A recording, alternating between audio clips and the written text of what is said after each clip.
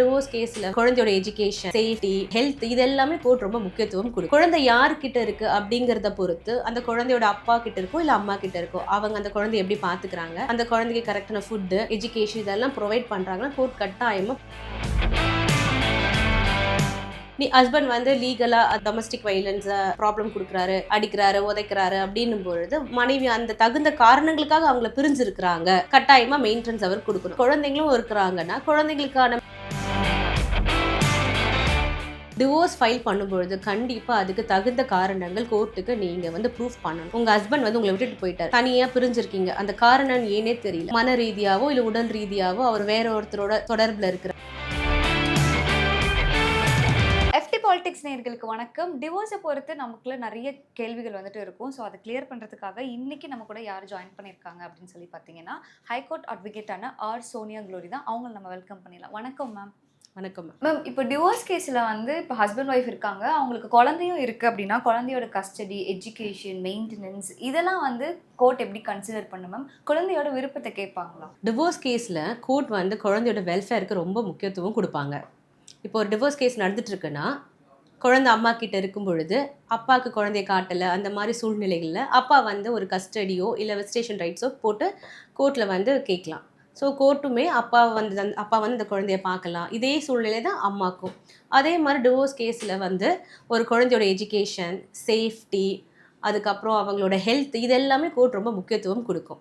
குழந்தை யார்கிட்ட இருக்கு அப்படிங்கிறத பொறுத்து அந்த குழந்தையோட அப்பா கிட்ட இருக்கோ இல்லை அம்மா கிட்ட இருக்கோ அவங்க அந்த குழந்தைய எப்படி பார்த்துக்கிறாங்க, அந்த குழந்தைக்கு கரெக்டான ஃபுட்டு, எஜுகேஷன் இதெல்லாம் ப்ரொவைட் பண்ணுறாங்கன்னா கோர்ட் கட்டாயமாக பரிசீலனை பண்ணும். அப்படி இல்லாத பட்சத்தில் இன்னொரு பேரண்ட்ஸ் இருக்காங்க இல்லையா, அவங்க கிட்ட குழந்தைய மாற்றி கூட கொடுக்கலாம். ஸோ சூழ்நிலைக்கு ஏற்று தான் அந்த கஸ்டடி, விசிட்டேஷன்ஸ் எல்லாமே மாறும். ஆனால் 2 பேரண்ட்ஸும் டிவோர்ஸில் இருக்கும்போது ஒரு பேரண்ட்ஸு இன்னொரு பேரண்ட்ஸ்க்கு விசிட்டேஷன் ரைட்ஸ் கட்டாயமாக கொடுக்கணும்.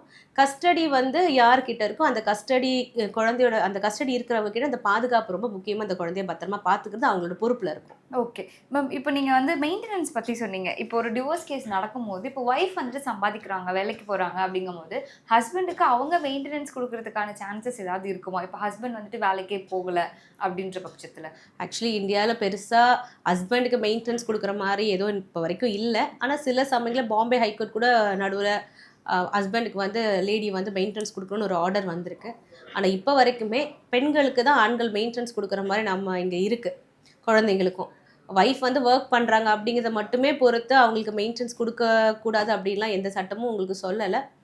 அவங்களோட எக்கனாமிக் கண்டிஷனை பொறுத்து தான் மெயின்டெனன்ஸ் வந்து இங்கே முடிவு பண்ணுறாங்க. ஒரு ஹஸ்பண்ட் நல்லா ஏர்ன் பண்ணுறாரு, ஒய்ஃபும் ஏர்ன் பண்ணுறாங்கன்னா ஒய்ஃபோட ஹஸ்பண்ட் நல்லா ஏர்ன் பண்ணும்போது ஒய்ஃபுக்கு கட்டாயமாக ஒரு மெயின்டெனன்ஸ் கொடுக்கணும். அதாவது சட்ட ரீதியாக பிரிஞ்சிருக்கிறாங்க, ஒய்ஃப் வந்து சும்மாவே ஒரு எனக்கு என் ஹஸ்பண்ட் தேவையில்லை, காரணமே இல்லாமல் பிரிஞ்சிருக்கிறாங்க அப்படின்னு சொன்னாங்கன்னா கோர்ட்டில் ஹஸ்பண்ட் வந்து என் ஒய்ஃப் ஏன் என்னை விட்டு பிரிஞ்சிருக்காங்கன்னு தெரியல, ஆனால் காசு மட்டும் கேட்குறாங்க மெயின்டெனன்ஸை நீங்கள் ப்ரூஃப் பண்ணிங்கன்னா கோர்ட் அந்த மாதிரி சில ஸ்பெசிஃபிக் காரணங்கள்லாம் கன்சிடர் பண்ணி மெயின்டெனன்ஸ் கொடுக்கலாமா வேண்டாமான்னு முடிவு பண்ணும். ஆனால் நீ ஹஸ்பண்ட் வந்து லீகலாக அதாவது அவங்களுக்கு ஒரு வைலன்ஸ், அதாவது டொமஸ்டிக் வைலன்ஸ் ப்ராப்ளம் கொடுக்குறாரு, அடிக்கிறாரு, உதைக்கிறாரு அப்படின்னும் பொழுது மனைவி அந்த தகுந்த காரணங்களுக்காக அவங்கள பிரிஞ்சிருக்கிறாங்க அப்படின்னு இருக்கும் பொழுது கட்டாயமாக மெயின்டெனன்ஸ் அவர் கொடுக்கணும். அதே மாதிரி குழந்தைங்களும் இருக்கிறாங்கன்னா குழந்தைங்களுக்கான மெயின்டெனன்ஸும், எஜுகேஷன் ஃபீஸு, ஃபுட்டு அதெல்லாமே அவர் தான் கண்டிப்பாக பார்த்துக்கணும்.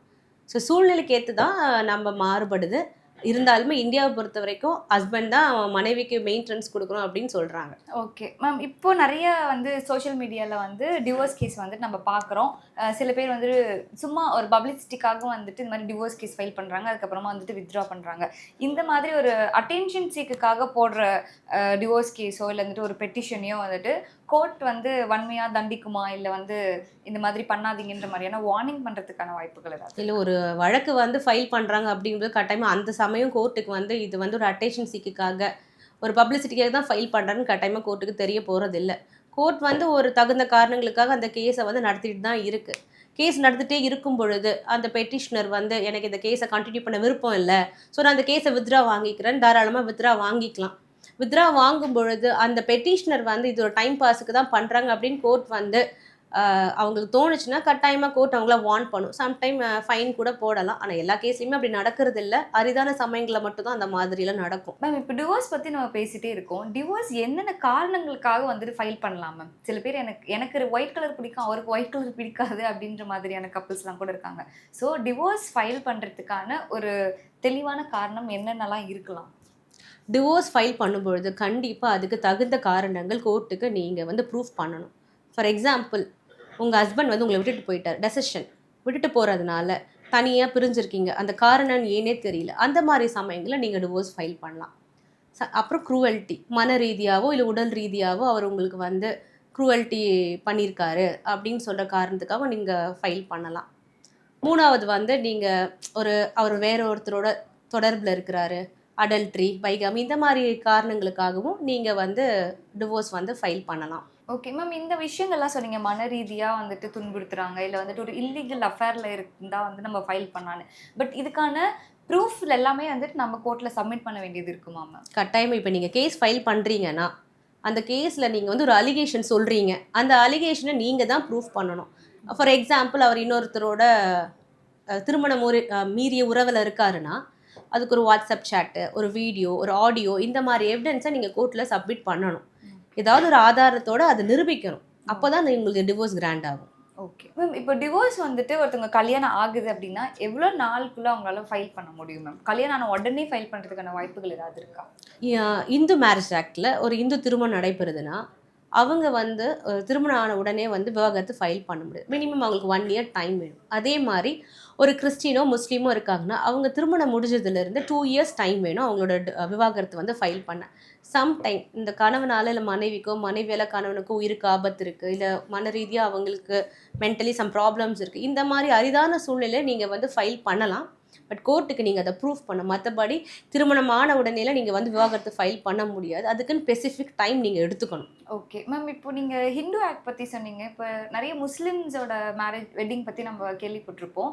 அவங்களது வந்துட்டு அந்த 3 டைம்ஸ் அந்த ஜமாத் மூலயமா வந்துட்டு இந்த தலாக் கொடுத்துட்டா வந்து அவங்களுக்கு பிரிஞ்சிருவாங்க, டிவோர்ஸ் வாங்கின கணக்கு தான் அப்படின்ற மாதிரி சொல்லுவாங்க.